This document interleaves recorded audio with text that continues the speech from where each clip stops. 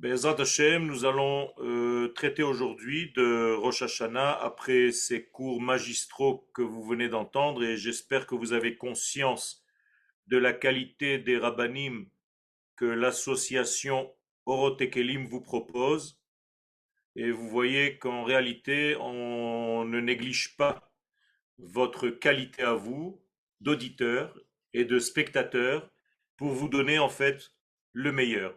Je parle bien entendu des rabbanim qui sont associés à nous. Bezrat Hashem, nous allons aujourd'hui continuer et amorcer, aborder la notion d'Israël dans le processus de Rosh Hashanah. Alors, je vous ai écrit un texte et on va essayer de le développer ensemble avec votre permission. Echad Betishre, Rosh Hashanah, donc le premier Tishré, est le jour de Rosh Hashanah, Metzayen et Ayom Hashishi Labria. En réalité, fait mention au sixième jour de la création, et non pas au premier jour de la création. Je vous rappelle que le monde fut créé 6 jours avant. Et donc la question, elle est très simple. Qu'est-ce que nous fêtons Rosh Hashanah, alors que nous disons dans les prières que c'est le jour de l'engendrement du monde? Alors je ne comprends pas. Et donc nous sommes déjà le sixième jour, alors qu'on a l'apparence de parler du premier jour. Et dans vos livres de prière, vous allez mentionner comme si c'était le premier jour de l'année, d'ailleurs vous le croyez tous. Klomar et Yom Briato chez l'Adam Arishon, alors qu'il n'en est rien, on parle en réalité de la création du premier homme. C'est un grand secret. Et ceci nous est donné par la Psikta de Rav Kahana à la paracha 23. La question donc qui se pose, Madoua Imken, pourquoi, si c'est vrai ce qu'on vient de dire, Anachnu maskirim betfila ki Rosh Hashanah hu yom briat haolam. Pourquoi nous disons que le jour de Rosh Hashanah, c'est le jour de la création du monde?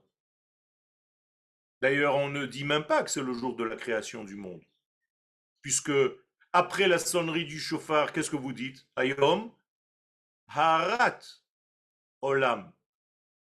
Vous ne dites même pas que c'est le jour de la création du monde. Vous dites en hébreu, il faut le traduire. C'est le jour de la conception du monde, Harad, de la notion de Herayon. C'est-à-dire aujourd'hui, le monde est enceinte. Alors c'est quoi ce qui se passe là? L'infini est enceinte du monde qui n'est même pas encore créé. Je vous ai fait une pagaille totale.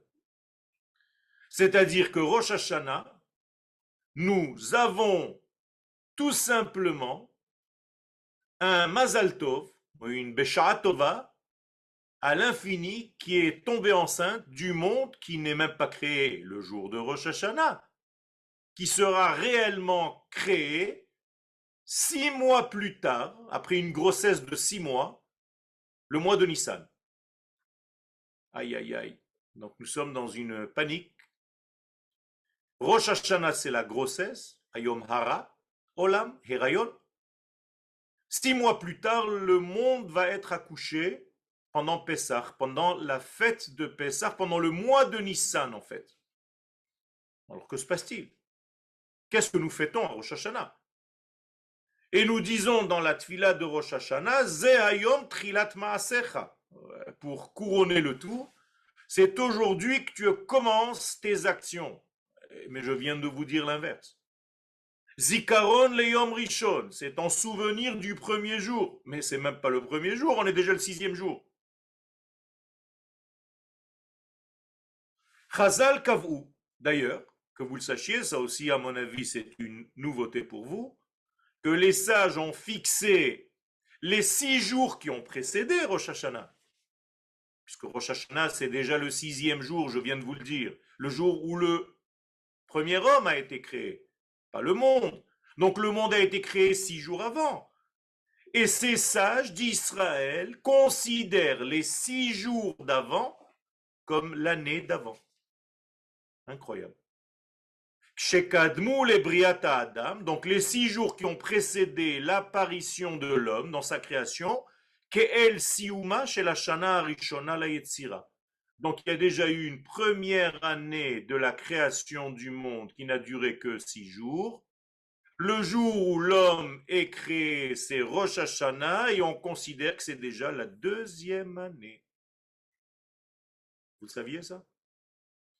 Incroyable.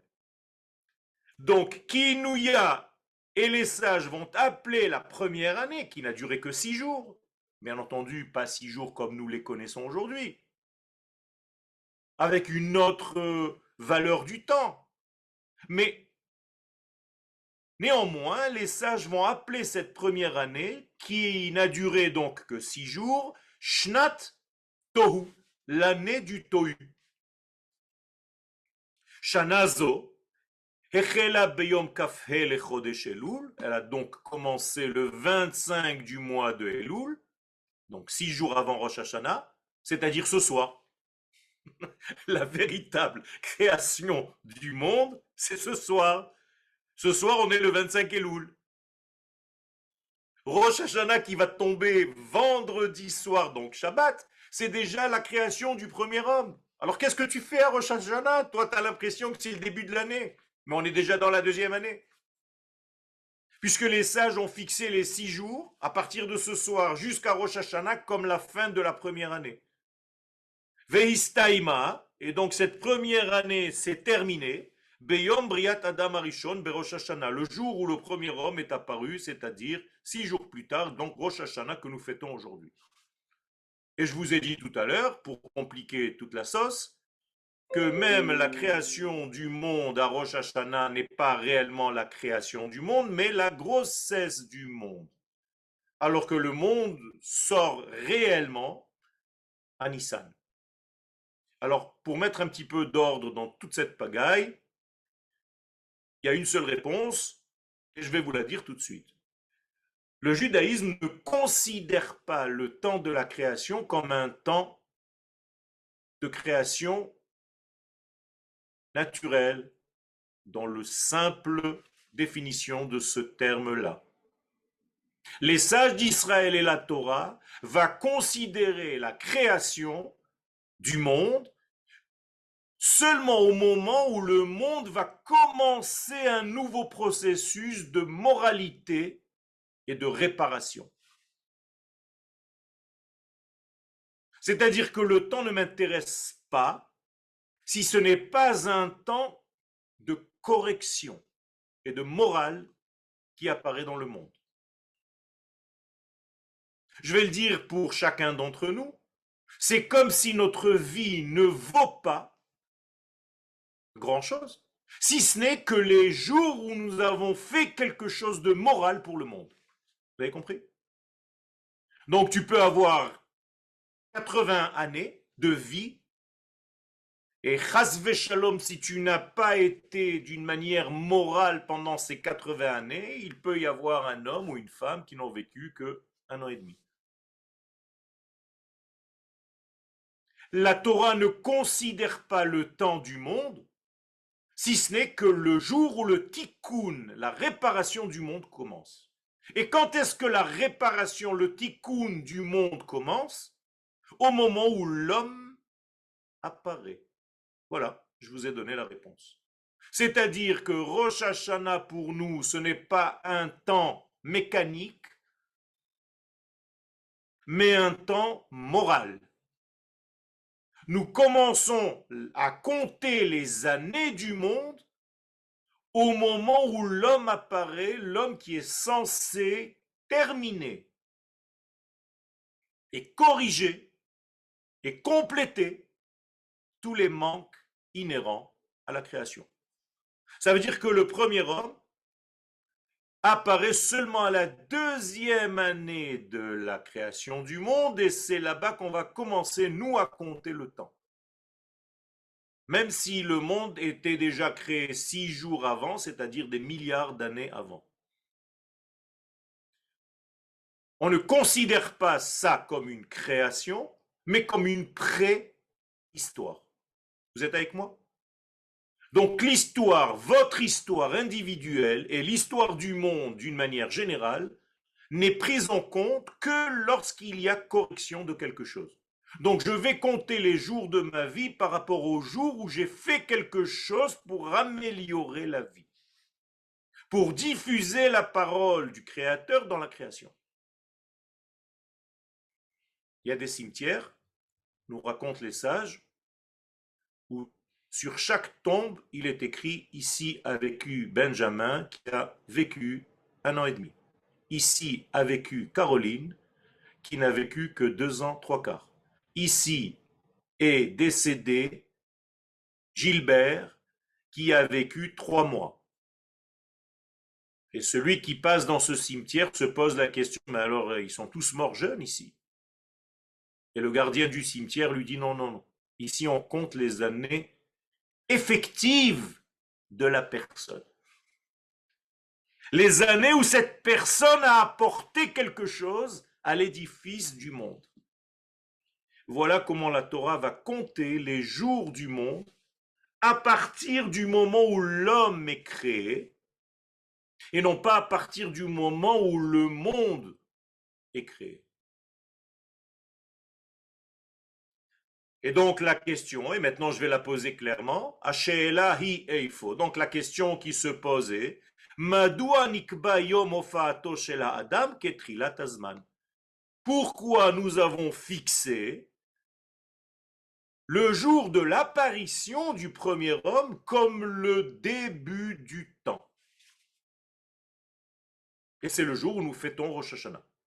Madua beyom briat adam arishon. Pourquoi le jour de la création de l'homme? Anachnu metzainim et Rosh Hashanah. Pour nous, c'est Rosh Hashanah. Alors qu'en réalité, donc Rosh Hashanah, vous devriez, vous souhaitez, Mazal Tov, Yom Huledet Sameach, bon anniversaire. C'est maintenant que l'homme a été créé, non pas le monde. Contrairement à ce qu'on a pu vous dire. Et donc la question, je la repose. Qu'est-ce qui fait que nous considérons l'homme, son apparition, comme le début du temps, à tel point que nous fêtons Rosh Hashanah au moment où l'homme apparaît? Réponse. Et là, si ce n'est que la raison est très simple. Chez Ofaat Ha'adam Babria, l'apparition de l'homme dans la création, Eina Tosefet Alma Shenibra Lefanav. Ce n'est pas un rajout sur ce qui a été créé avant. Alors c'est quoi? Ha'adamu Ofio Ha'amiti Ve'amerkazi Shel Ha'olam. En réalité, l'homme représente le caractère réel et central du monde. Ça change tout, Rabotai. C'est pourquoi c'est seulement à cette étape-là où l'homme apparaît, l'homme correcteur. Ofaato ushlema peulat habria. C'est à ce moment-là où l'homme apparaît que va se terminer l'action de la création. Et qu'est-ce qui va commencer maintenant? Ou me'ataï, à partir de maintenant, où l'homme est déjà en place, matrila peulat hashlamata hamusarit. C'est là où on va considérer, nous, le temps comme un temps correcteur, comme un temps qui va être le temps qui va injecter la morale divine dans le monde. Alors tout à l'heure, je vous ai dit, mais même ce temps n'est pas réellement compté, puisque les sages nous disent de compter le temps à partir de quand? Du premier Nissan. C'est bizarre. Pour nous, le premier mois de l'année, c'est même pas le premier Tishrei, alors que nous fêtons Rosh Hashanah, mais c'est le premier Nissan, que personne ne fête d'ailleurs. Et pourquoi nous fêtons, nous, le premier Nissan ou le mois de Nissan dans son entité comme le Rosh Hashanah d'Israël? Mais parce que 3300 ans après la création du monde, apparaît Israël dans le monde, le peuple, la notion, le concept. Et c'est seulement et sous la même idée que je développe depuis tout à l'heure, Israël étant le canal par lequel la morale divine va circuler et arriver dans le monde, c'est ce qui compte. Donc en réalité, à Kadosh Baruch Hu, pour lui, le temps réel commence le mois de Nissan. Le mois où le peuple d'Israël, après quelques milliers d'années, va apparaître dans le monde. Vous comprenez comment la Torah ne parle pas d'un temps, mais parle d'une qualité. Je ne m'intéresse pas à 2 heures qui sont passées avec toi. Je m'intéresse aux 3 secondes où on s'est regardé dans les yeux et où je t'ai fait passer un message. Comprenez la quantité face à la qualité? Alors les gens s'intéressent aux milliards de l'année du monde. C'est vrai. Mais qu'est-ce que ça a apporté? Le peuple d'Israël a une nouveauté. Il considère le temps comme étant le début de l'optimisme, c'est-à-dire du début de la correction. Et c'est pourquoi c'est au printemps, parce qu'Israël a apporté à Pessah un temps optimiste à l'humanité tout entière qui comptait à partir de Tishré. Et nous avons des textes de rois de Babylone, anciens, antiques, qui comptaient effectivement, toute l'humanité comptait le temps à partir de Rosh Hashanah, le roi Hammurabi. Alors qu'Israël a un nouveau temps, un temps optimiste, un temps du début du Tikkun qui va commencer à Nissan. Et ce n'est pas par hasard que le temple, le premier temple, celui du désert, le tabernacle, a été érigé le premier Nissan. Ça veut dire que la Torah, encore une fois, considère le temps comme une qualité et non pas comme une quantité ou un passage de temps. Qui c'est ce premier homme? Qui c'est cet homme pour lequel il représente l'identité du monde et son caractère? Regardez bien. Sefer Yecheskel, dans le livre d'Ézéchiel, il est dit en prophétie, donc c'est Dieu qui nous parle, au chapitre 34, verset 31. Ve'aten tsoni tson mar'iti, et vous, Israël, vous êtes mon bétail, c'est Dieu qui parle, celui que je fais paître dans le monde, Adam, Atem. C'est vous que j'appelle Adam. Et pour vous, Ani Elohechem Neum Adonai Elohim. Je suis l'Éternel qui fait le lien entre les deux noms de Dieu, le nom de Adnout et le nom du tétragramme. C'est pour vous que je le fais, par vous. Donc le prophète Ézéchiel nous dit que Dieu est en train de révéler que l'homme optimal qu'il a créé lors de la création du monde, pour lequel nous fêtons Rosh Hashanah, c'est ni plus ni moins que le peuple d'Israël. D'ailleurs, la Gemara va nous dire exactement ce que je viens de vous dire. La Gemara, dans le traité de Yébamot 61, va nous dire, sur ce verset d'Ézéchiel que je viens de vous citer, Atem, seulement vous, Israël, Kruim Adam, vous êtes appelés Adam, Velo Ovde Gilulim, et pas les nations qui servent les statues et les étoiles et tout le reste. Moralité, l'homme dont nous fêtons l'apparition à Rosh Hashanah, c'est qui? Israël. Donc c'est le jour anniversaire du peuple d'Israël. Et tout à l'heure, je vous ai cité le mois de Nissan. Alors qu'est-ce que ça vient faire à Rosh Hashanah? Eh bien, l'Agmara, dans le traité de Rosh Hashanah, va nous dire qu'à Rosh Hashanah, on a arrêté d'être asservi en Égypte. Ça veut dire qu'en réalité, on va commencer notre délivrance 6 mois avant, à Rosh Hashanah de la même année, et À Pessah de la même année, on va sortir cette fois-ci physiquement d'Égypte. Vous êtes avec moi? Ça veut dire qu'en Égypte, l'année où on est sorti d'Égypte, qui était en Nissan, on était déjà libéré de l'esclavage à Rosh Hashanah de la même année. Et pendant 6 mois, on n'était plus asservi au Pharaon. D'ailleurs, il y a un autre personnage biblique qui a été libéré le même jour, Rosh Hashanah, Yosef. Et la Gemara va nous dire, Yosef Hatzadik yatsa mi bet ha'asurim berosh Hashanah. Yosef lui-même a été libéré de prison Rosh Hashanah. Vous croyez que ce sont juste des rappels historiques de ce qui s'est passé? Mes chers amis, pas du tout. Ça veut dire qu'il y a ici une leçon. À Rosh Hashanah, tu dois sortir de prison.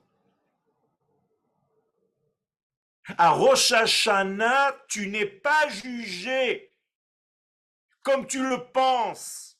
Tu es jugé selon ta volonté à te libérer de tout ce qui t'empoisonne la vie. Voilà sur quoi on est jugé à Rosh Hashanah. Est-ce que tu fais partie de ceux qui sont libérés ou bien est-ce que tu restes dans les fautes qui sont en réalité des prisons?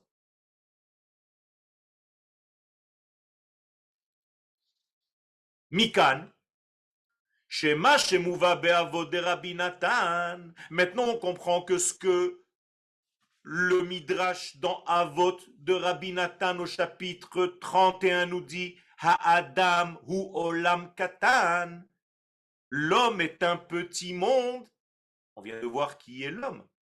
Israël. Péroucho, ça veut dire donc que le peuple d'Israël, c'est la quintessence de toute la création du monde avec un nouveau vêtement. Donc si tu veux regarder l'univers, regarde Israël. Si tu veux étudier l'univers, étudie Israël. Si tu veux comprendre les secrets de l'univers, concentre-toi sur Israël. L'homme est doubar be'ashva dimionite. Donc il n'y a pas ici une comparaison au niveau de l'imaginaire, de l'imagination. C'est pas quelque chose de superficiel. Entre l'homme et l'univers, tu vois l'univers et tu sais ce qui se passe chez l'homme, ou bien inversement. Non. Il s'agit ici d'une comparaison réelle, profonde, qui va mettre en place l'ADN tout entier de la création, qui dit quoi? Qu'Israël kolel be'ishiyuto, que le peuple d'Israël contient dans sa personnalité et à Metsiout Bichlaluta, toute l'existence tout entière. Vedarko, et c'est par ce peuple-là, Nimshachim Achaim, que la vie qui vient du sang, de la source de la vie, coule à travers ce peuple d'Israël, la Olam, pour le monde entier, Kalev Ba'evarim, comme un cœur qui va générer le sang à tous les membres du corps. Voilà ce que nous sommes venus comprendre, Rosh Hashanah. Vous comprenez pourquoi le peuple d'Israël passe par ce qu'il est en train de passer maintenant? Parce que le monde est en train de changer de niveau et Israël doit se mettre au niveau du nouveau monde. Et donc il y a une remise en question de notre rôle, pas seulement au sein de nous-mêmes, entre deux parties essentielles de notre peuple, la gauche et la droite, mais beaucoup plus profondément. Comment, par un degré qui va être une synthèse nouvelle, qui va naître bientôt de toute cette dispute à l'intérieur de nous-mêmes, va naître en réalité le nouveau caractère d'Israël qui va être capable d'acheminer la lumière messianique. Alors, ceux qui ne voient pas l'histoire de cette manière-là, eh bien, s'énervent en regardant les informations du jour. Regarde ce qu'ils ont fait, ces pourris de gauchos, regarde ce qu'ils ont fait, ces mecs de droite, regarde. C'est tout ce qui. C'est ici, à côté du nez, sans rien comprendre à l'histoire du monde. Rabotaï, on est en train de se placer à un nouveau niveau. Et Israël, se posant les questions sur le sens réel de la vie, qu'il soit de gauche ou de droite, est en train de se remettre en place par rapport à son nouveau rôle sur le podium de l'histoire. Et ce nouveau rôle va apparaître très bientôt. Et s'il n'apparaîtra pas par nous-mêmes, parce que nous ne serons pas capables de nous arranger, de trouver la synthèse entre nous, ça va venir par une guerre. Et la guerre va faire en sorte que le peuple d'Israël retrouve la médiane et le sens réel de ce pourquoi il est là. Voilà. D'ailleurs, ce n'est pas nouveau, ça a toujours été comme ça.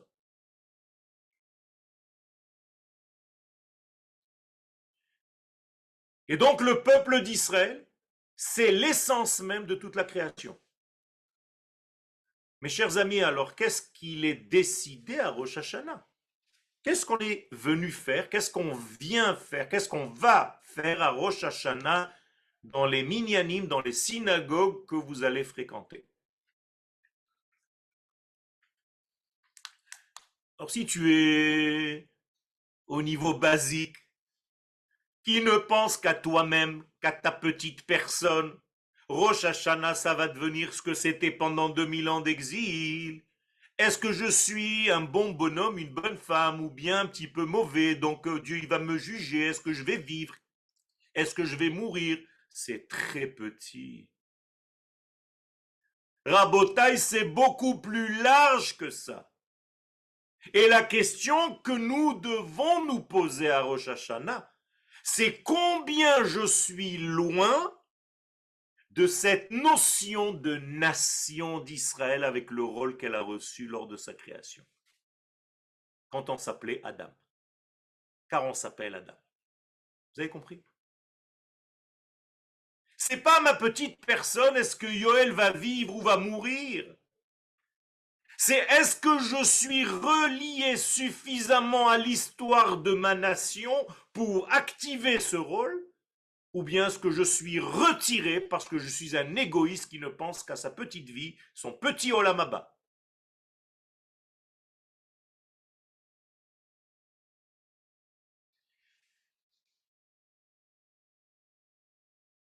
Donc il y a ici quelque chose de beaucoup plus fondamental, Rabotai. Comment ça s'appelle ce phénomène que je viens de vous dire? Eh bien, ça s'appelle la malchoute. Voici le secret de la malchoute. Ze hasod shel ha-malchut. C'est ça le secret de la royauté, c'est-à-dire qu'on va mettre en place avec le maître de l'univers, quelle sera la qualité du lien entre lui et le monde durant l'année à venir. Je répète, à Rosh Hashanah, on va le proclamer roi. Qu'est-ce que cela veut dire? Ça veut dire qu'on va mettre en place son règne sur le monde. Avec des mots encore plus simples, on va mettre en place la qualité du lien, du rapport entre lui et le monde pour une année. Et donc il y a un cabinet qui se réunit. Dans ce cabinet, il y a Akadosh Baruch Hu et Israël. C'est la synagogue où vous allez être. Et dans ce cabinet-là, pendant 2 jours, 48 heures de Rosh Hashanah, on va décider, lui et nous, quelle sera la nuance de l'année qui va venir. Mais vous le dites dans les livres de prière, mais vous ne comprenez pas ce que vous dites. Ezolé Shalom, Ezolé Milchama, est-ce que cette année, pour arriver à jouer notre rôle, il va falloir qu'il y ait une guerre? Est-ce que c'est par la paix qu'on pourra faire ça? Est-ce que c'est par... Tout ça, c'est une mise en place qu'on fait pendant 48 heures dans un séminaire où il y a Dieu et nous. Et étant donné que la malchoute, que la royauté, on ne peut pas la recevoir si on n'est pas libre, parce qu'il y a une règle, ou malchuto beratson kiblu, la royauté de Dieu, tu ne la reçois que lorsque tu es libre. Moralité, il faut arriver à Rosh Hashanah à se libérer, à se rendre disponible à ton véritable travail. Donc, monte un petit peu et sors un petit peu de ta petite personne égoïste. Deviens le peuple qu'on attend de toi.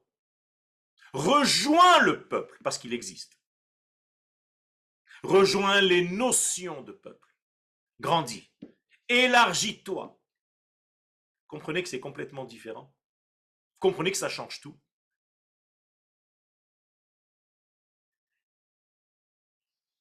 Mais si tu restes coincé dans ta petite vie avec tes fautes et tes erreurs, mais toute la journée de Rosh Hashanah, tu vas être un angoissé de la vie qui va se dire, mon Dieu, inscris-moi dans le livre de la vie pourvu que je vive l'année prochaine. Oui, c'est très bien mon fils, ma fille, mais qu'est-ce que tu vas faire? C'est pourquoi que tu veux vivre pour aller t'acheter encore une paire de chaussures au canyon? Tu comprends pas que tu dois être un peuple? Tu ne comprends pas que tu dois rejoindre la notion de ton peuple qui est censé fournir à l'humanité, c'est ce qu'on appelle dans le peuple d'Israël notre troisième prénom, Yeshurun. Et voilà ce qui va sortir. C'est la synthèse qui va sortir entre Israël et Yaakov.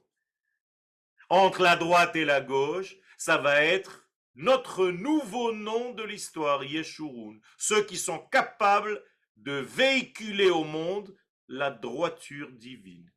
Voilà notre rôle. De toute la dispute que nous sommes en train de traverser va sortir ça. N'ayez pas peur. Alors ça passe par des turbulences, par des bagarres, mais c'est comme deux frères dans la même famille. On va atteindre un nouveau niveau qu'on n'a même pas connu jusqu'à maintenant qui s'appelle Yeshurun. La chour en hébreu, c'est être capable de voir. Ceux qui ont la vision profonde de leur propre rôle. Ceux qui comprennent leur propre identité. Et donc on va devenir des juifs qui ont certes une référence identitaire qui est la Torah, mais sans oublier notre rôle cosmique, pas seulement universel, cosmique. Voilà le rôle d'Israël. C'est être le porte-parole de Dieu pour le cosmos tout entier. Maintenant, vous comprenez qu'il y a ici quelque chose de phénoménal. Comment on appelle ce porte-parole de l'humanité tout entière? Eh bien, ça s'appelle le chauffard. C'est tout. Qu'est-ce que c'est qu'être le chauffard de quelqu'un? Eh bien, c'est être son porte-parole. Donc vous comprenez bien que le chauffard de celui qui va sonner dans votre synagogue à Rosh Hashanah du chauffard dimanche prochain, c'est pas un petit bonhomme qui est venu avec son petit instrument dans sa poche de son talit qui va sonner du chauffard. En réalité, il va rappeler, il est censé nous rappeler ce son du chauffard, que c'est nous le chauffard, que c'est Israël le chauffard, que c'est Israël celui qui doit réparer et améliorer la vie et la qualité de la vie dans ce monde. Chauffard de la même racine que Shippour, amélioration. C'est nous, c'est Israël. Vous comprenez combien on est devenu petit par l'exil? Pour nous, le chauffard, c'est un petit instrument pris dans les cornes d'un animal. Vous imaginez que lorsqu'il est écrit Bayomaou, Itaka Beshofar Gadol Cherutenu, ce jour-là, Dieu va sonner du chauffard, vous croyez qu'il va prendre une corne de bélier qui va sonner dedans? Mais montez de niveau, on n'est pas au ras des pâquerettes, Moraï Verabotaï. Ribono Shel Olam. Quand est-ce qu'on va dépasser cette petite Torah? Lorsque Dieu sonne du chauffard, c'est parce qu'il dit au peuple d'Israël, vous êtes mon porte-parole. Et pour être mon porte-parole, je vais sonner dans vos bronches.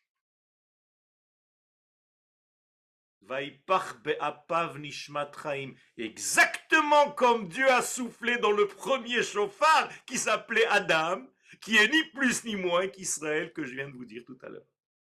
Ça veut dire que Dieu a commencé à souffler du chauffard dès le jour de la création de l'homme qui est Israël. Donc Israël, c'est le chauffard dans lequel Dieu lui-même sonne pour la bénédiction du monde.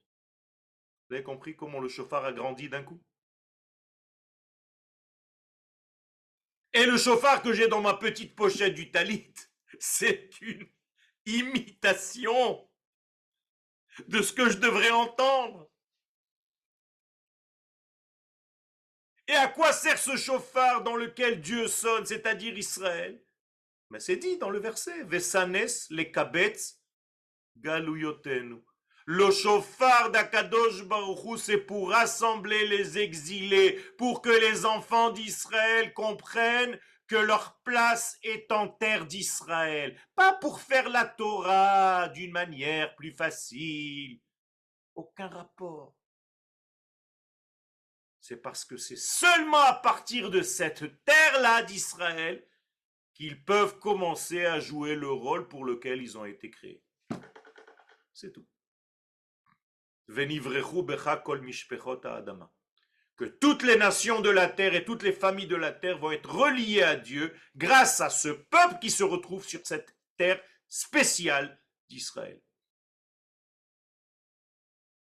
Alors ne soyez pas choqués parce que je vais vous dire, le Zohar va nous dire, Ashrei ha'am yod'e teruah, heureux le peuple, pas qui entend la teruah du chauffard, mais qui se connecte, yod'e, dat, à la troie du chauffard. Pourquoi? Dit le Zohar, ce sont ceux, je suis désolé, mais je suis obligé de vous dire les vérités, c'est marqué dans le Zohar, qui habitent sur la terre d'Israël, qui n'entendent pas seulement le son du chauffard, mais qui prennent connaissance, dans le sens presque de conjugaison, avec leur véritable rôle au sein de l'histoire humaine.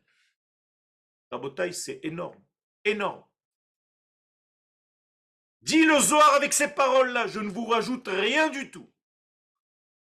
Heureux le peuple qui habite sur sa terre et qui entend et qui connaît le secret du chauffard qui est le rassemblement pour se retrouver enfin en tant que peuple sur sa terre et commencer à diffuser la parole du monde à partir de cette terre-là. Parce que c'est là où il est Goy Echad Baaretz. Alors si on a envie de continuer à se caresser dans le sens du poil, c'est facile. Et j'aurais pu vous donner un cours de Rosh Hashanah. Si Dieu veut en bonne santé, vous allez être une bonne année et je vous souhaite tous. C'est sympathique, c'est bien. Et je le fais d'ailleurs. Mais Rabotai, il faut dire les choses. Nous avons des textes.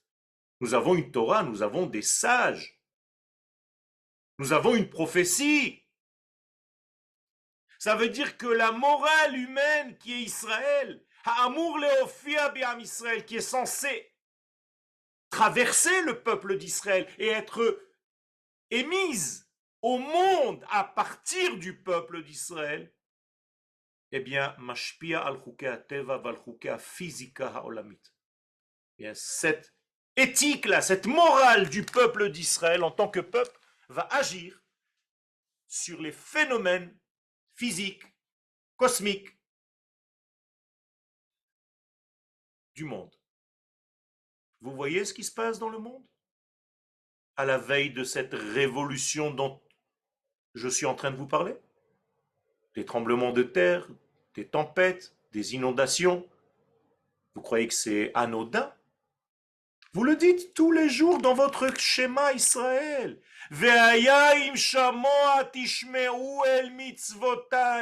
Si vous entendez, deux fois, Shamoa Tishmeu.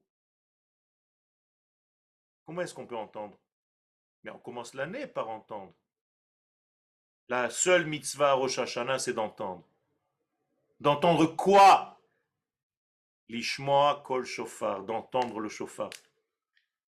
Vous entendez bien ce que je suis en train de vous dire. C'est-à-dire qu'à Rosh Hashanah, tu dois entendre la voix, V-O-I-E, du shofar, et non pas seulement les sons.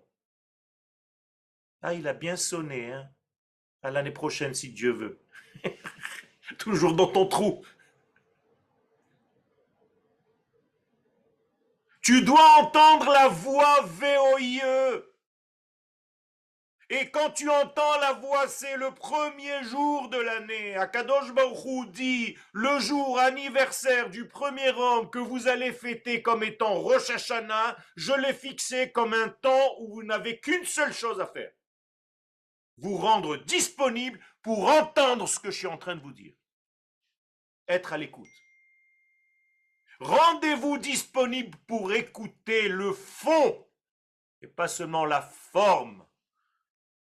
Pas le son du chauffard, mais la voix intérieure de ce chauffard. Écoutez le peuple d'Israël, ce qu'il a à émettre. Eh bien, si vous entendez, les Ahava et Adonai Elohechem, vous allez aimer l'Éternel votre Dieu. Il y a ici encore une fois un accouplement de deux noms de Dieu, le tétragramme et Elohim. Adonai hu ha Elohim. Eh bien, venatati metar artsechem beito.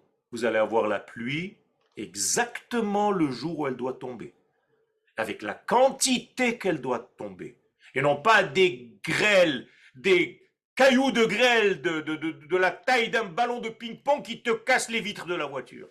Ça, c'est pas une bracha, ça. Ça, c'est parce que Dieu est en train de me dire, vous n'êtes pas capable d'entendre ce que je vous dis. Vous êtes en train de vous attacher aux instruments les plus bas, alors qu'il y a un message qui traverse ces instruments.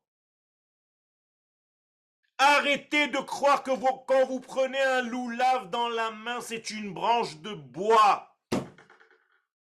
La Gemara nous dit, vous êtes en train de prendre Akadosh Baruchou dans la main. C'est-à-dire, tu prends en main les valeurs du divin. Vous comprenez comment on doit traduire? Ah, ton loulav, il est cachère, il est pas saoul, machin, tu passes 3 heures à regarder ton étrog, tu sais même pas de quoi il parle. Quel est le message qui sort de ça?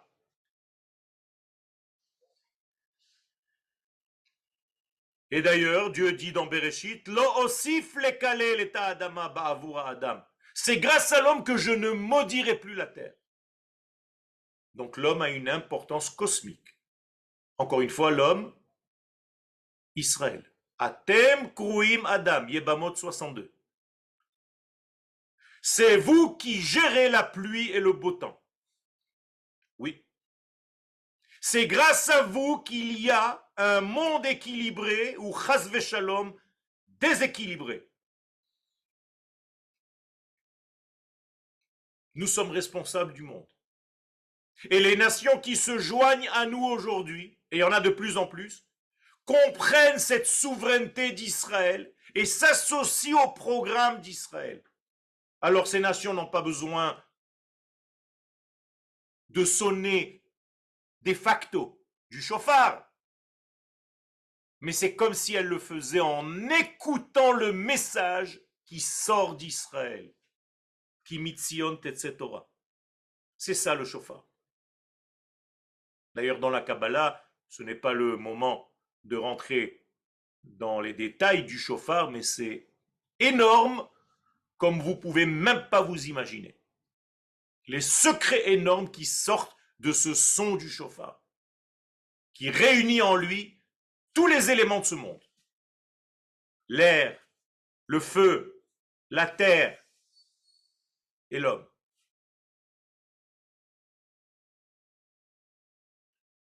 L'eau. Israël, c'est lui l'homme. Hu shofaro shel haboré babria. C'est nous, le chauffard du Créateur. Moraï Verabotaï, quand tu t'achètes un chauffard dans un magasin, ce n'est pas un petit instrument anodin que tu es en train d'acheter. Tu es en train d'acheter ta propre responsabilité d'écouter et d'entendre ce chauffard qui doit te ramener à ton véritable rôle. Et donc, grâce à la chokhma de ce peuple d'Israël, grâce aux paroles de ce peuple d'Israël, grâce aux actions de ce peuple d'Israël, ou amour leazrim et tarouach ha'elyona, c'est lui qui va véhiculer le souffle divin supérieur, al kol hayesh, sur toute l'existence, kedele hashlimo, pour le compléter. Nous sommes là pour compléter le monde, et c'est nous, le chauffard, par lequel l'infini passe. Et il souffle la vie.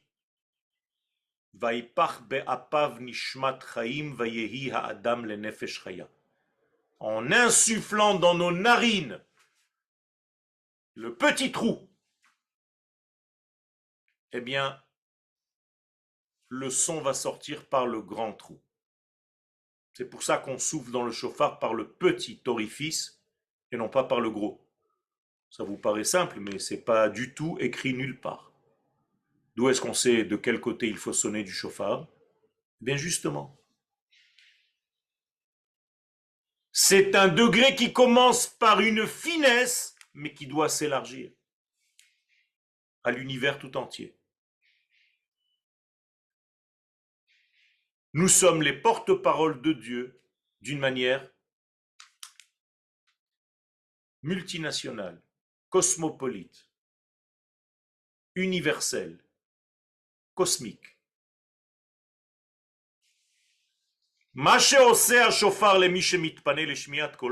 Et ce que provoque le chauffard chez l'homme maintenant individuellement parlant lorsqu'il entend ce son, eh bien c'est ce que fait le peuple d'Israël chez toutes les nations qui sont capables et prêtes à se rendre disponibles pour comprendre quel est le rôle d'Israël dans le monde.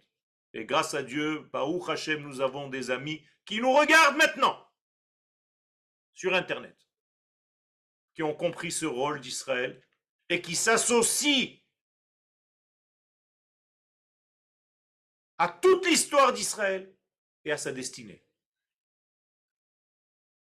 Et elles ont raison, ces nations. Ces hommes et ces femmes et ces enfants ont raison parce que elles, ces personnes-là, vont rester, vont vivre cet événement. Et étant donné qu'elles ont été associées à Israël dans tout ce processus que nous sommes en train de passer maintenant, leur mérite est incommensurable. Nous ne sommes pas là pour donner des paraboles et des façons de parler. Nous sommes ici dans une certitude. Ça s'appelle de la Emouna. Metsiutit, de l'existence réelle. N'oubliez pas, je vous ai amené ici entre parenthèses, Israël mechune chaya achata omedet beemtsa arakia. C'est le rôle d'Israël. Rabbi Akiva nous le dit, Israël ressemble à une forme vivante qui génère la vie au centre même de l'univers. Après, ça devient un peuple sur terre. Mais un peuple qui est relié à cette force de vie, à cette forme de vie, à la vie. Nous apportons au monde la vie parce que nous sommes reliés à la source de la vie. Et c'est la source de la vie, Dieu lui-même, qui souffle à travers Israël pour générer la vie à tous ceux qui sont prêts à écouter, à entendre et à recevoir. Alors mes chers amis, notre rôle, il est clair. Teka beshofar gadol lecherutenu. On demande à Kadosh Baruch Hu, sonne dans ce grand chauffard qui s'appelle Israël. Pourquoi faire? Les Cherutenu, pour nous libérer. Cherut. Vesanes, lekabetz galouyotenu. Et s'il te plaît, Akadosh Baruch Hu, pour que ça marche, fais-nous rentrer à la maison. On doit rentrer en terre d'Israël. C'est ça le nes de Kibbutz Galouyot. Hier, j'ai fêté à la synagogue l'arrivée d'un Lyonnais. On lui a fait une fête. Il s'est mis à pleurer. Bienvenue à la maison. Autant chauffard, ce fameux chauffard Gadol. C'est quoi ce grand chauffard Gadol? Vous croyez que c'est des prophéties juste pour raconter des histoires? Ou kinouï, c'est une expression de la péoula, de l'action divine, à kolelet, incluant le tout. Chez kol inyana, dont tout, la valeur et le sens,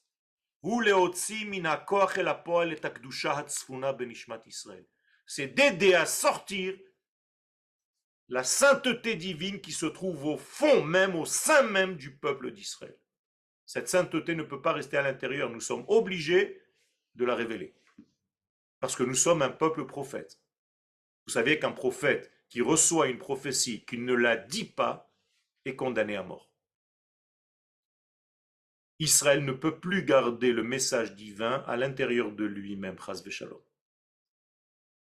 Nous devons ouvrir la bouche. Et donc ce fameux verset, Teka beshofar gadol cherutenu, sonne à Kadosh Baruch Hu, s'il te plaît, dans ce grand chauffard, pour la libération de ce peuple. Vesanes lekabetz galuyotenu, et porte-nous pour qu'on soit délivrés de toutes ces nations dans lesquelles nous sommes jetés. Que nous soyons rassemblés sur notre terre. Il y a une force. C'est Goulat HaShofar, la force intrinsèque, cachée dans le chauffard. Elle n'est là que pour une seule chose. Leorer kol hakochot hanirdamim. C'est pour réveiller toutes les forces qui sont en sommeil à l'intérieur de ton être, mon cher frère, ma sœur. Car Poël Israël, c'est ainsi que le peuple d'Israël est censé agir. En faisant quoi? En révélant le Saint béni soit-il qui se trouve à l'intérieur même de toute la création. Donc ce fameux son qui va sortir du chauffard, vous comprenez bien que c'est bien au-delà d'un son. Hinobitouille, ce n'est que l'expression de la pensée intérieure, avant même qu'elle ne s'habille dans des mots ou dans des lettres. Parce que quand je parle, je suis obligé de découper ma pensée. Sinon, je ne peux pas parler. Et donc, quand est-ce que la parole s'arrête? Lorsque le son commence. Et il y a des moments dans la vie où tu dois arrêter de parler. Tu dois tout simplement pousser un cri intérieur. Ouh! Vous voyez, ça ne s'arrête pas. C'est ça le son du chauffard. Ce n'est pas découpé. C'est le son du naturel divin qui traverse l'univers. Et c'est pas par hasard qu'à chaque fois, au sens de l'histoire de la Torah, qui se passe un événement gigantesque, il y a toujours le chauffard qui est en place. Que ce soit au moment de la création du monde, que ce soit au moment de la sortie d'Égypte, que ce soit au moment du don de la Torah, que ce soit au moment où nous avons un Beth Amikdash, que ce soit au moment où on veut rassembler, que ce soit au moment où on veut sortir en guerre. C'est quoi ça? Vous croyez que c'est des sons? Comme chez les visiteurs pour rassembler la tribu? Pas du tout. C'est l'accompagnement du maître du monde dans l'histoire humaine, dans l'histoire d'Israël. Il y a toujours un chauffard qui est là. Alors Shabbat qui vient, on ne va pas sonner du chauffard. Mais vous comprenez bien que ça ne change rien. Le chauffard est sonné par le maître du monde.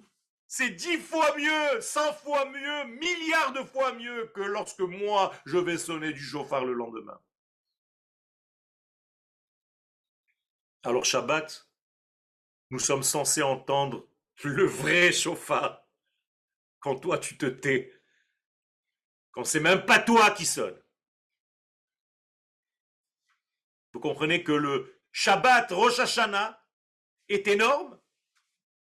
Il y a un chauffard sans que tu le vois et tu es censé l'entendre. C'est le chauffard divin. Donc ça dépasse la parole. La parole, elle est découpée. Le chauffard a un son qui n'est pas découpé. Il a un son naturel. C'est une voix divine qui traverse l'univers. Du début de l'histoire jusqu'à la fin de l'histoire. Et donc Rambam, dans les halachot de Teshuvah, il dit, qu'est-ce que c'est que le chauffard? C'est juste pour te réveiller de ton sommeil. Hakitsu nirdamim, réveille-toi, bouge-toi. Tu es rentré dans une tardema, dans un coma.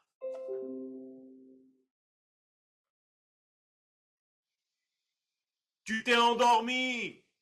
Tu crois qu'en faisant ta petite Torah et tes petites mitzvot, tu es tranquille. Tu as oublié le sens même de ta nation. Le judaïsme n'est pas une religion. La religion, c'est la forme étriquée que le judaïsme a pris quand nous étions en dehors de notre terre. Quand nous revenons à notre terre, c'est la nation qui se met en place. Ça, c'est la véritable Torah.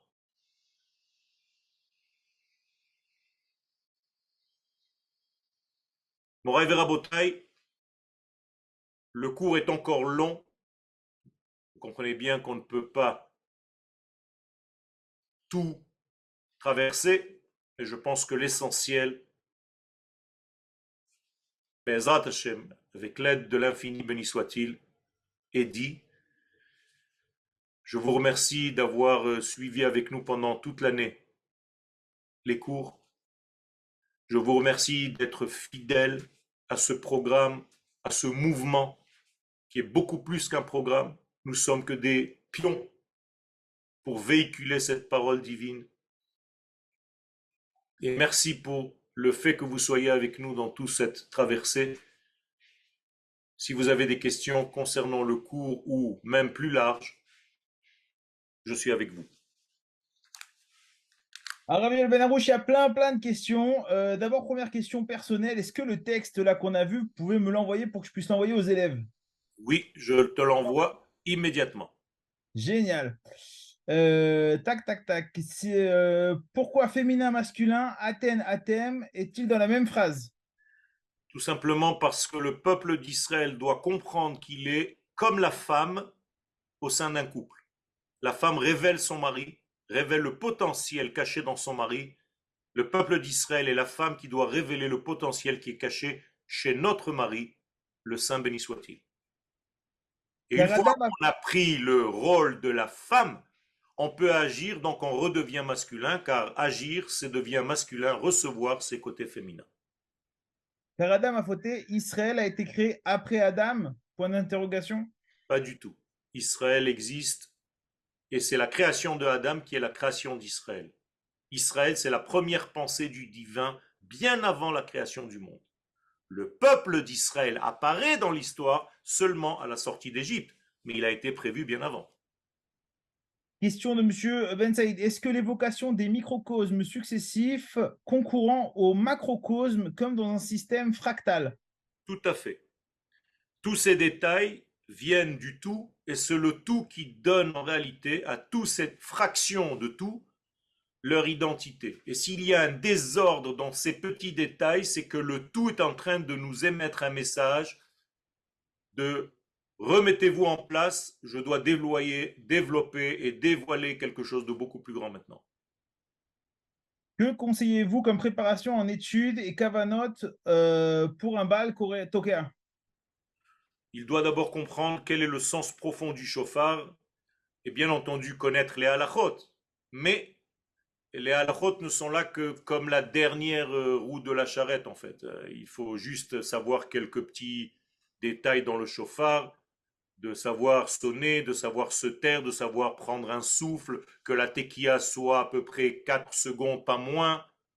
Ce sont des choses que les shvarim doivent être au nombre de 3 et que les truot au nombre de 9. En gros, c'est ça. Bien entendu, il faut connaître le sens profond de ce chauffard, sinon on peut rester toute sa vie au premier degré et c'est malheureusement très très très plat. En tant que peuple chauffard, nous devons aussi réveiller l'âme des nations et les aider à la fin de leur exil. On est là que pour ça. Le monde entier est en dépression. Les catastrophes dans le monde entier viennent parce qu'Israël doit émettre son émission et que Israël parfois ne sait pas jouer son rôle et que les nations, encore plus souvent, ne sont pas prêtes à recevoir quelque chose venant d'Israël. Alors qu'au fond d'elles, elles n'attendent que ça. J'avais entendu dire que Rosh Hashanah est la seule fête du Nouvel An qui concerne l'humanité entière, mais il me semble que vous nous dites que cela ne concerne qu'Israël. Est-ce que cela veut dire que tout homme a en soi Israël? Ça veut dire que la partie Israël, c'est la partie intérieure qui est de l'ordre de l'âme, et que les nations du monde, c'est le corps qui habille cette âme. Alors effectivement, ce n'est pas du tout seulement une fête pour Israël. Le seul problème, c'est que Israël seul a conscience de ce qui se passe dans ce monde pendant ces 2 jours de Rosh Hashanah, donc il est le seul à venir au cabinet avec l'Éternel. Les autres continuent leur vie comme si de rien n'était, et Israël va jouer le rôle d'être responsable du monde entier et pris pour le monde entier ce jour-là. Lorsqu'on parle à quelqu'un des nations, comment savoir s'il est prêt à recevoir le message que nous devons transmettre?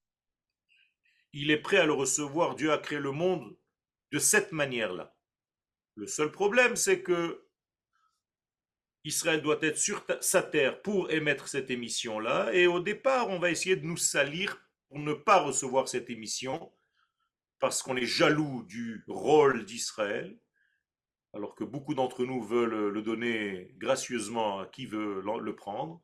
Nous avons un rôle à jouer et nous devons être en tant que peuple pour jouer ce rôle. Et les nations du monde sont là pour recevoir. Un jour arrivera où elles le recevront. Elles reçoivent aujourd'hui le message. Malheureusement, elles le reçoivent d'une manière négative. C'est-à-dire tout le monde est d'accord. On met tout le monde d'accord de toute façon. Que ce soit dans le bien ou dans le mal. Pour l'instant, c'est juste pour nous casser du sucre sur la tête. Tout le monde est d'accord. Tous les 2 jours et demi, il y a une réunion à l'ONU pour casser Israël. Donc tout le monde est d'accord. Donc on met tout le monde d'accord. On est d'accord. Est-ce que notre rôle est être Abraham en tant que peuple? Nous sommes Abraham. C'est pour ça que l'alliance a été contractée avec Abraham, Av Hamon Goïm, et en nous, Abraham porte en réalité la racine même du peuple d'Israël, et c'est une brite, une alliance qui a été contractée du haut vers le bas. On n'a jamais vu que Abraham, lui, a contracté une alliance avec Dieu. C'est Dieu qui contracte une alliance avec Abraham, donc avec Israël, qui est à l'intérieur de lui. Ça change tout. Ça veut dire que cette alliance est irrévocable, invariable, car c'est Dieu qui a créé comme un ADN à l'intérieur de notre corps. Nous ne pouvons pas nous sauver de qui nous sommes. Voilà ce que ça veut dire.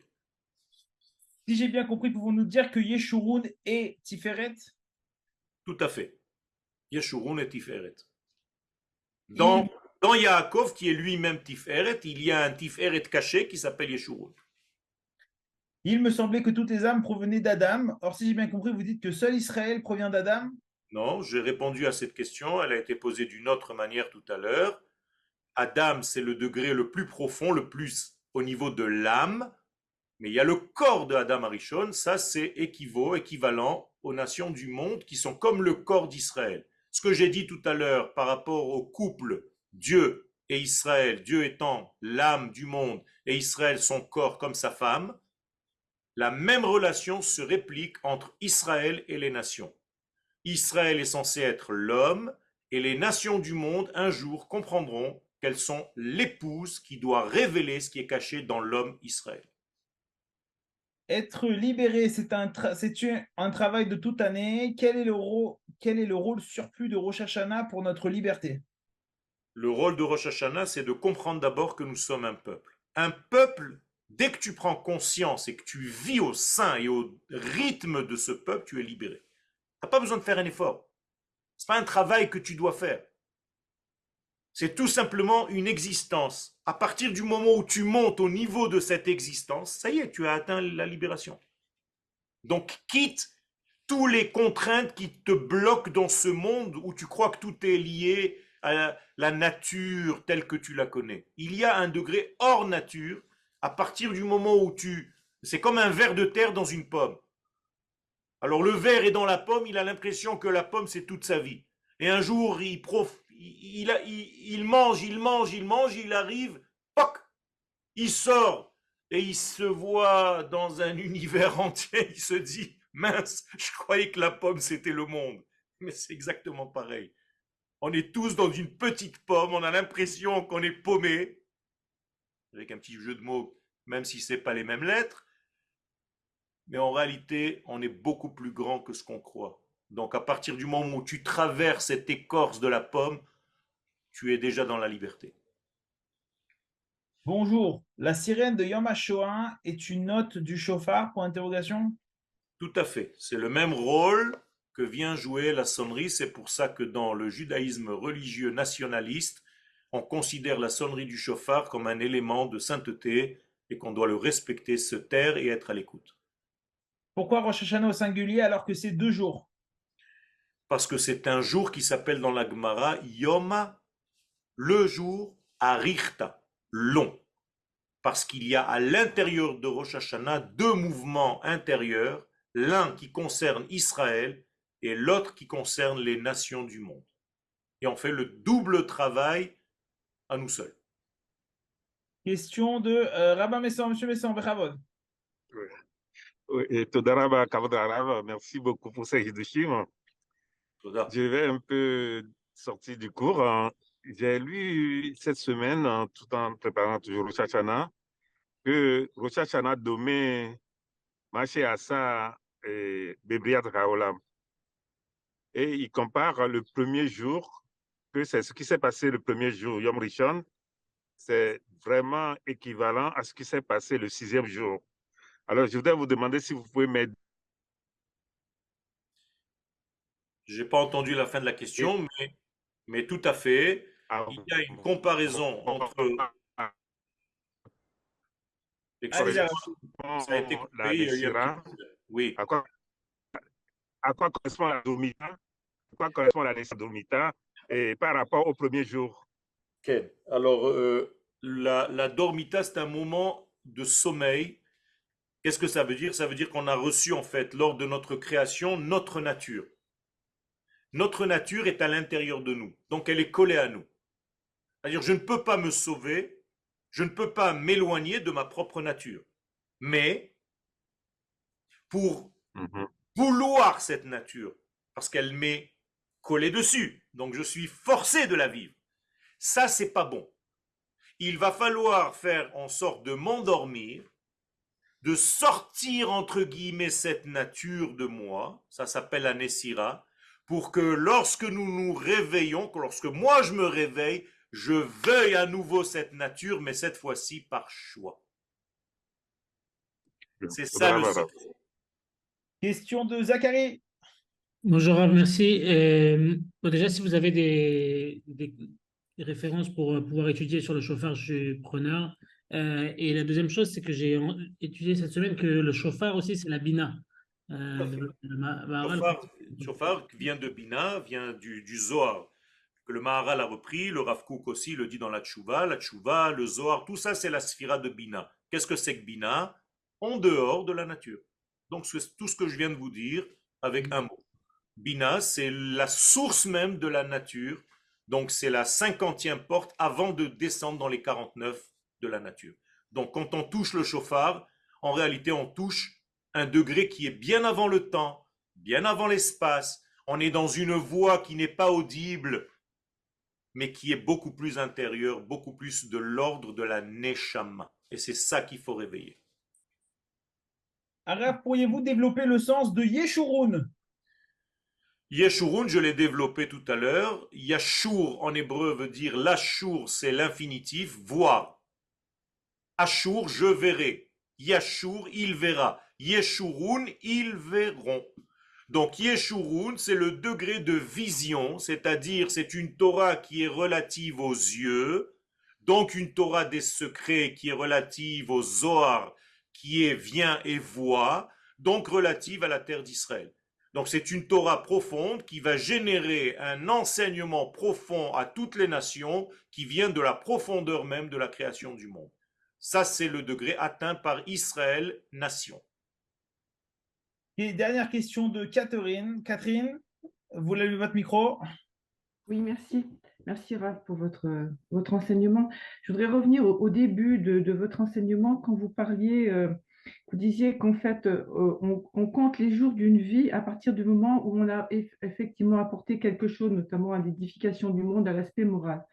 Je voudrais savoir si ça peut être mis en lien avec quelque chose qui m'a frappé dans la Torah, c'est que pour certains personnages, notamment les patriarches, on utilise l'expression non pas avoir tel âge, mais être fils de tant d'années. Exactement. Tout simplement parce que, et c'est écrit clairement, Avraham Zaken ba bayamim. Et le commentaire exact, et c'est pas que Abraham est venu avec ses jours, c'est qu'il a apporté tous ses jours parce que tous ses jours étaient pleins de cette morale. Donc il a agi tous les jours de sa vie pour faire du bien à cette création divine.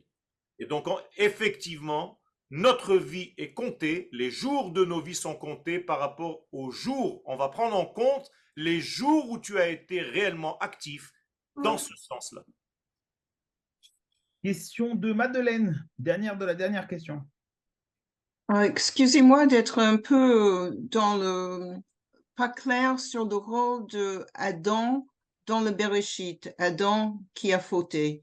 Où est-il entre la création d'Adam, comme vous avez dit, et après la création d'Israël, après la sortie d'Égypte? Qui est cet Adam dans Bereshit? Adam, c'est tous les acteurs que vous allez voir dans Bereshit, Shemot, Vaikra, Bamidbar, Devarim, et jusqu'à l'avènement messianique. C'est-à-dire qu'Adam, c'est une forme de vie qui est en réalité un mutant, qui va un coup s'habiller comme Abraham, Yitzhak, Yaakov, c'est toujours Adam, et qui va arriver à l'aboutissement, qui sera toujours Adam sous la forme du Mashiach. C'est tout. C'est l'histoire d'un seul être qui s'appelle Adam, qui va s'habiller dans une multitude d'acteurs dans un théâtre, que pour corriger ce premier Adam qui contient le tout. Mais ce premier Adam, pourquoi est-ce qu'il doit être corrigé? Ben, tout simplement parce que au lieu de compléter le monde immédiatement, le 6e jour de la création, eh bien, il a préféré être curieux pour voir autre chose, et donc il va falloir compléter toute cette erreur, toute cette chute, tout ce manque. Et nous sommes là pour compléter. Nous sommes aussi Adam, avec notre forme actuelle. Merci, Rabbin. Rav Yoel, toda rabba. Merci beaucoup. Toda. Shana tova umevorechet ve'ezrat Hashem. J'ai coupé les micros, c'est pour ça que les gens étaient pas. Ah, c'est pour ça, j'ai compris. Merci beaucoup, Shana Tova. Merci Yoel. Shana Tova. Shana Tova. Très bientôt.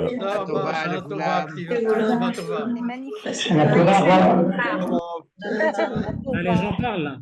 Ah ouais, là tu as ouvert le micro, c'est cacophonie. On dirait Shnatato.